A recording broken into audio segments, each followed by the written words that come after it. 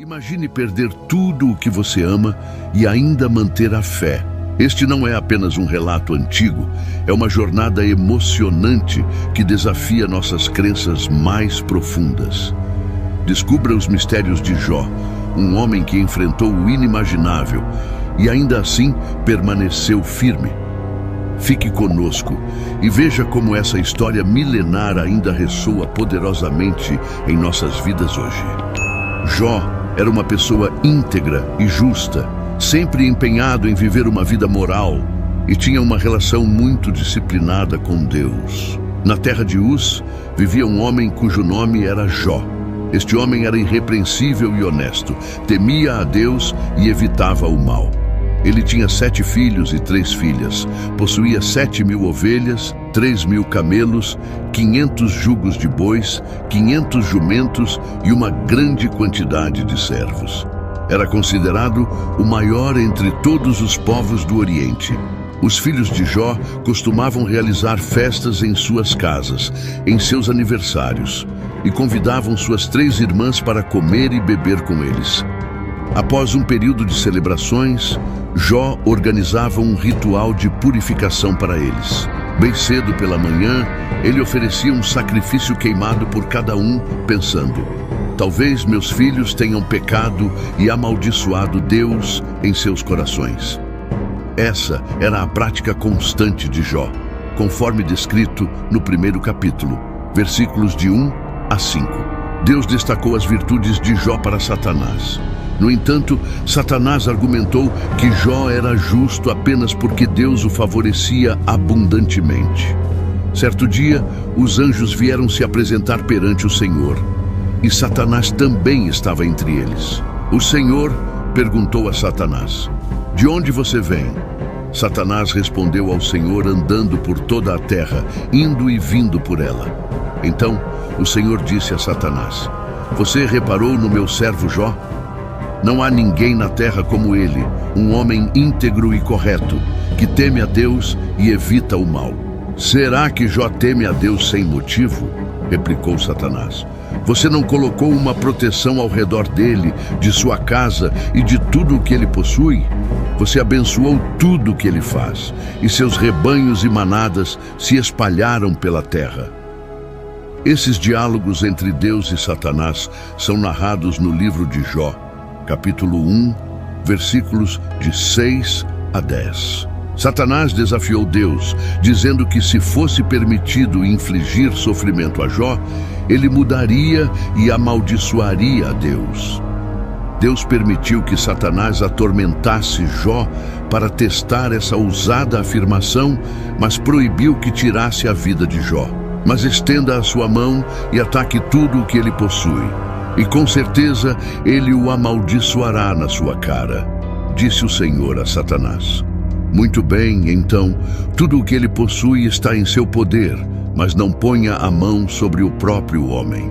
Então, Satanás saiu da presença do Senhor. Estes eventos são descritos no livro de Jó, capítulo 1, versículos 11 e 12.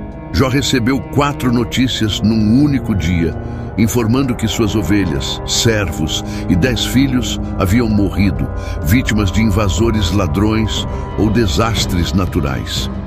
Num dia, enquanto os filhos e filhas de Jó estavam festejando e bebendo vinho na casa do irmão mais velho, um mensageiro chegou até Jó e disse: os bois estavam arando e os jumentos pastando por perto, quando os sabeus atacaram e os levaram. Eles mataram os servos à espada, e eu fui o único que escapou para contar a você. Enquanto ele ainda falava, outro mensageiro chegou e disse: o fogo de Deus caiu dos céus e queimou as ovelhas e os servos, e eu fui o único que escapou para contar a você. Enquanto este ainda falava, chegou mais um mensageiro. Os caldeus formaram 3 grupos de ataque e deram um ataque surpresa aos seus camelos, levando-os embora. Eles mataram os servos à espada, e eu fui o único que conseguiu escapar para lhe informar. Ainda falando, outro mensageiro chegou dizendo: Seus filhos e filhas estavam festejando e bebendo vinho na casa do irmão mais velho, quando, de repente, um vento forte veio do deserto e atingiu os 4 cantos da casa. Ela desabou sobre eles e eles morreram. Eu sou o único que escapou para contar a você. Esses eventos trágicos são descritos no livro de Jó, capítulo 1, versículos 13 a 19. No seu luto, Jó rasgou suas vestes e raspou a cabeça, mas ainda assim louvou a Deus em suas orações. Então Jó se levantou, rasgou seu manto, rapou sua cabeça e, prostrado ao chão, adorou, dizendo: Nu saí do ventre da minha mãe e nu partirei. O Senhor deu e o Senhor tirou. Bendito seja o nome do Senhor. Em tudo isso, Jó não pecou, nem atribuiu a Deus qualquer falta. Essa resposta de Jó está no livro de Jó, capítulo 1, versículos 20 a 22. Satanás aparece no céu novamente, e Deus lhe dá outra oportunidade para testar Jó. Desta vez, Jó sofre de terríveis feridas na pele. A esposa de Jó tenta persuadi-lo a amaldiçoar Deus e desistir da vida, mas ele resiste e tenta suportar seus sofrimentos. 2 tramas são habilmente entrelaçadas, uma celestial e outra terrena. Os acontecimentos na terra são o resultado de algo que já ocorreu no céu, assim como a guerra na terra imediatamente após um conflito no céu, como no livro do Apocalipse. Elifaz, Bildade e Zofar, 3 amigos de Jó, chegam para consolá-lo, sentando-se com ele em silêncio por 7 dias em respeito ao seu luto. Jó fala no 7º dia, iniciando um diálogo no qual cada um dos 4 homens oferece descrições poéticas de seus problemas. Jó amaldiçoa o dia do seu nascimento, comparando a vida e a morte com a luz e a escuridão. Ele deseja nunca ter nascido e que seu nascimento tivesse sido encoberto pelas trevas, sentindo que a vida apenas aumenta sua agonia. Elifaz responde que Jó, que anteriormente consolava outros, agora admite que nunca foi realmente consciente do sofrimento deles. Elifaz conclui que a dor de Jó deve ser devido a algum pecado que ele cometeu e recomenda que Jó busque o favor de Deus. Bildade e Zofar concordam que Jó deve ter cometido algum mal para provocar a justiça de Deus e argumentam que ele deveria tentar demonstrar um comportamento mais inocente. Bildade supõe que os filhos de Jó trouxeram a morte sobre si mesmos. Pior ainda, Zofar insinua que qualquer erro que Jó tenha cometido mereceria muito mais dor do que a que ele recebeu. Jó reage a cada um desses comentários, ficando tão irritado que chama seus simpatizantes, Jó chama seus amigos, de médicos inúteis que mascaram sua ajuda com mentiras, como descrito no livro de Jó, capítulo 13, versículos de 1 a 4. Meus ouvidos ouviram e entenderam isso. O que vocês sabem, eu também sei. Não sou inferior a vocês. Mas eu desejo falar com o Todo-Poderoso e discutir o meu caso com Deus. No entanto, vocês me difamam com mentiras. São todos médicos inúteis. Jó questiona por que Deus julga as pessoas com base em suas ações, quando ele poderia facilmente corrigir ou perdoar esses atos. Jó fica perplexo sobre como um ser humano pode satisfazer completamente a justiça de Deus, dado que os caminhos de Deus são misteriosos e além da compreensão humana. Além disso, os humanos não podem convencer Deus com suas palavras. Deus não se deixa enganar e Jó admite que nem mesmo conhece a si mesmo o suficiente para defender seu caso perante Deus. Jó anseia por alguém que possa mediar entre ele e Deus, para que não seja condenado ao Sheol, o submundo. Jó acredita que no céu há uma testemunha ou redentor que atestará sua integridade, como ele expressa no capítulo 19, versículo 25. Sei que o meu Redentor vive e que no final ele se levantará sobre a terra. E no capítulo 16, versículo 19, agora mesmo a minha testemunha está no céu. O meu advogado está nas alturas. O sofrimento se torna insuportável para Jó, e ele se torna amargo, ansioso e assustado. Ele lamenta a injustiça de Deus, permitir que pessoas más prosperem, enquanto ele e muitas outras pessoas honestas sofrem. Jó quer enfrentar Deus e protestar, mas não consegue encontrá-lo fisicamente. Ele pensa que a sabedoria está oculta da humanidade, mas resolve persegui-la temendo a Deus e evitando o mal. Eventualmente, Deus intervém no diálogo divino da primeira rodada. Durante seus discursos, Jó pediu a Deus 36 vezes que falasse com ele. Agora, seu desejo é atendido. Nas 2 vezes em que Deus fala com Jó, isso acontece no meio de uma tempestade. Há um certo humor na maneira como Deus se dirige a ele. Jó é lembrado por Deus de que ele é o Criador de tudo. Deus percorre sua impressionante atividade de criar e sustentar o mundo, perguntando a Jó se ele poderia igualar essa obra.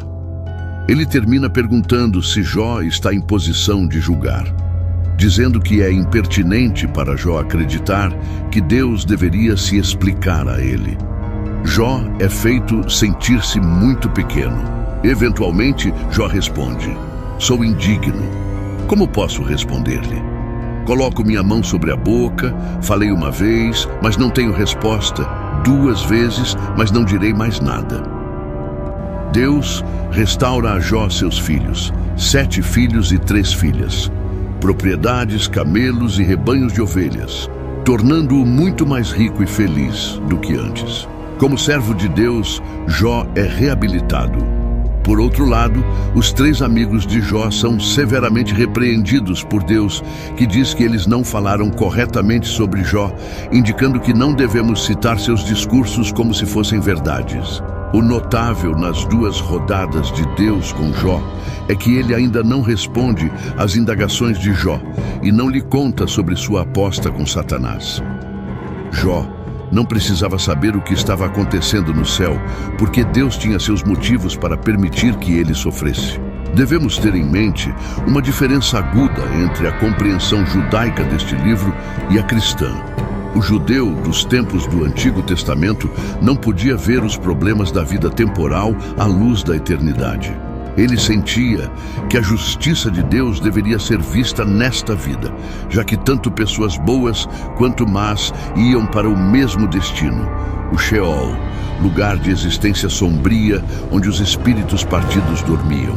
Os cristãos, por outro lado, têm um ponto de vista completamente diferente sobre o sofrimento atual. Eles veem a maior visão do céu à luz da obra de Cristo. O sofrimento neste mundo empalidece em comparação com a vida que nos espera no céu. Consequentemente, há apenas insinuações de vida após a morte ao longo do livro de Jó. Em um momento, Jó declara que encontrará Deus após sua morte. Mas este não é um tema recorrente no livro, e ele não tem ideia de como isso acontecerá. O livro de Jó tem 2 tramas principais, a trama divina e a terrena. O livro começa com a trama celestial, a reunião de Deus no céu com Satanás. Satanás era um anjo cuja função era relatar pecados. Ele era o advogado de acusação de Deus, que viajava pela terra para relatar a Deus como eram os seres humanos. No tempo de Jó, Satanás havia se tornado tão cínico que não acreditava que alguém pudesse amar a Deus pelo próprio Deus. Ele acreditava que as pessoas só amavam a Deus pelo que ele podia lhes proporcionar. Assim, ocorre um debate entre Deus e Satanás, com Satanás argumentando exatamente isso. Deus pergunta a Satanás se ele encontrou Jó em suas viagens pela terra. Jó me ama, porque ele me ama, não por qualquer bênção que recebeu, afirma Deus. Esse encontro nos ensina verdades valiosas sobre Satanás. Primeiramente, sugere que ele não pode estar em 2 lugares ao mesmo tempo, não sendo dotado da onipresença de Deus. A trama humana, o debate entre Jó e seus companheiros, ocupa a maior parte do livro. Por que Jó está sofrendo mais do que outras pessoas? É a questão central abordada. existem dois pontos de vista. A. Os amigos estão certos de que o sofrimento de Jó é devido ao seu pecado. B. Jó tem certeza de que não está pecando e protesta sua inocência. A troca é cheia de suspense, pois o leitor sabe que Jó está correto. A estrutura de duas tramas do livro nos lembra que ninguém conhece o quadro completo quando se trata de entender por que as pessoas sofrem. Deve ser muito difícil se defender quando se está em tanta miséria. Além da busca por explicações, todos são confrontados com uma pergunta maior. Posso continuar a acreditar em um Deus bom quando tudo parece estar dando errado? O livro de Jó oferece uma resposta a essa pergunta. Qual foi a maior dor de Jó? Isso esclarece a importância deste tópico. Foi uma confrontação física. Ele estava coberto de feridas da cabeça aos pés, cansado, exausto e em dor excruciante.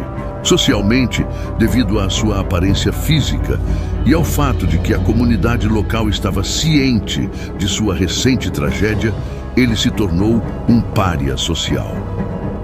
As pessoas andavam do outro lado da rua, em vez de conversar com ele, enquanto ele se sentava na pilha de cinzas na extremidade da aldeia. Até os adolescentes riam dele. Mentalmente, ele enfrentou a dor mental de não saber por que essas coisas angustiantes estavam acontecendo com ele, especialmente porque parecia não haver nada em seu passado que apontasse para isso. Espiritualmente, sua angústia espiritual era muito pior do que qualquer outra, pois ele se sentia afastado de Deus. Jó clamou, implorando a Deus para localizá-lo, falar com ele e até mesmo discutir com ele. Essa foi a verdadeira dor mais excruciante. O sofrimento é muito mais agonizante se acreditarmos que Deus está distante e desinteressado. No entanto, quando Jó finalmente conseguiu falar com Deus, as coisas não aconteceram como planejado. Para os cristãos, o livro de Jó pode ser visto no contexto do Novo Testamento. 1. Deus permitiu que Satanás provocasse a morte de Jesus na cruz, com o próprio filho perguntando: "Meu Deus, por quê?" Assim como com Jó, Deus não explicou por quê.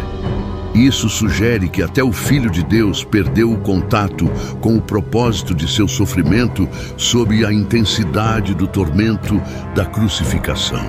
2. O cristão entende que a vida continua além da morte. Os problemas do sofrimento não precisam ser resolvidos nesta vida. É interessante notar que na versão grega do livro de Jó, um versículo adicional foi acrescentado, afirmando que ele, Jó, ressuscitará com aqueles que o Senhor ressuscitar. 3. Essa esperança de ressurreição nos lembra que haverá uma reivindicação final de Jó. Os cristãos acreditam que Jesus retornará para julgar os vivos e os mortos no final dos tempos. Um dia haverá uma cena de tribunal em que Jesus se sentará como juiz, e todas as pessoas más e piedosas que já viveram estarão diante de seu trono para serem julgadas de acordo com suas ações no corpo. Então, tudo pelo que Jó ansiou está prestes a se tornar realidade. A justiça de Deus será aplicada a toda a raça humana em uma reivindicação pública de justiça.